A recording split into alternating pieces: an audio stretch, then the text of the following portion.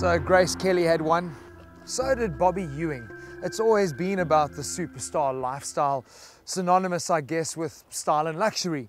And as we walk here in the French Riviera in Saint-Tropez, honestly, it literally just screams SL. But like all things famous, it does have a dark side, and that is the side that we are interested in. We want to meet the whips and chains loving alter ego of the SL, the 63 AMG.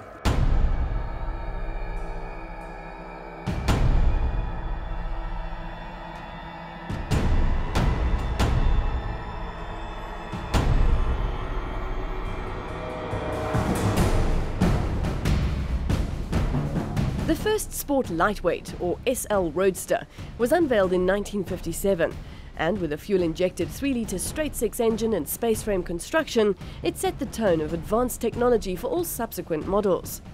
The long nose, wide stance, bumps and louvers also created a visual style that can be traced right through to the all-new version. It may not possess the understated elegance of its ancestors, but it is every bit as arresting in the metal. I'm going to be honest with you, I came here with a preconceived idea that I wasn't going to like the new SL because traditionally they are meant to be these beautiful cars with classic lines. It seems like they've taken the old SL300, the SLS and the SLK, merged them all together into the front end.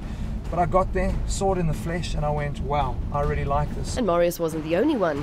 Fellow journalist on the launch, Pierre Steyn, was also impressed. When we came, we chatted about it before we actually drove the car, and I don't think we expected to like the car as much as we did. Looks like a brute, which is, quite frankly, which is what an AMG should be. Sounds like a brute, looks like a brute. To find out just how much of a brute, it was time to leave the poolside and head for the hills. The biggest talking points, obviously, new engine. We've got a 5.5 litre twin turbo V8, and when it comes off the plant in standard mode, 395 kilowatts, 800 newton meters of torque is immense. But that's not enough. For the first time ever, they've decided to come out with two performance variants.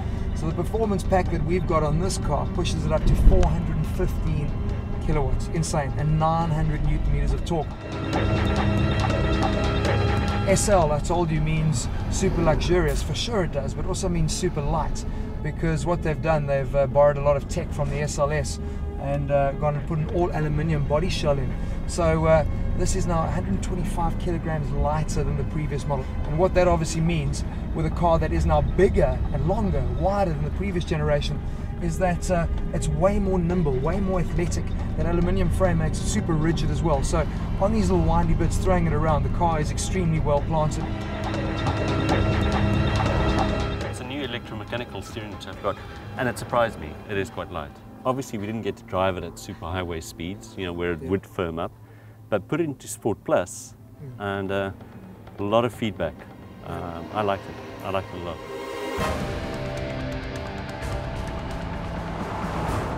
They've got their MCT 7-speed box, which comes with controlled efficiency. I love that, not comfort, controlled efficiency mode, and then obviously Sport Plus and full manual. And throwing it around here, I'd love to have got through the gears more, but really second and third is what we're using. Also with the brakes, they've gone with the AMG compound brake kit, and the bit I like about it is that it's not super sensitive. You've really got to get on the brakes to get the full benefit of them. Believe me, they stop just fine, but the cool part is that you really do feel the weight of the brake when you do jump on it, and that for me is vital. Obviously Mercedes-Benz has always led the way when it comes to comfortable drives, and even in roadsters like this, it's all about the comfort and the luxury, and that is all still there. The latest generation SL retains the signature folding roof, which is available in painted metal, glass, or with the panoramic Magic Sky Control. Inside you'll find all the creature comforts you'd expect, as well as bespoke sports seats, carbon fibre trim and plenty of AMG badges. Safety-wise, it boasts pop-up rollover protection, first pioneered on the SL in 1989, as well as Neck Pro head restraints that deploy in the event of a rear impact. Super quiet with the roof up, so if you are just cruising on the highway using it as a tourer, not a lot of road noise at all. It really is quite impressive. But you stomp down on the loud throttle, and wow, that bi-turbo really does roar. That V8 sound is super, super sweet. They do make AMG, the best sounding motor vehicles, and you're not going to be disappointed with the soundtrack on this. Pricing of the new SL63 has yet to be confirmed, but it's likely to be in the 2 to 2.5 million bracket, which brings it dangerously close to SLS Roadster territory. The SLS Roadster to me is a different proposition. You know, it's a classic roadster, long nose, you're sitting right back over the rear axle, naturally aspirated, so it's high revving.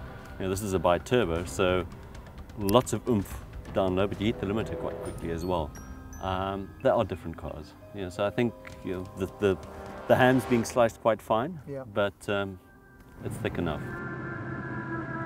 It really is a big improvement, and as the guys at Mercedes-Benz are saying, their Sportster lineup is now complete with the SLK55, the SLS, and now this, the SL63 AMG. It's a beauty.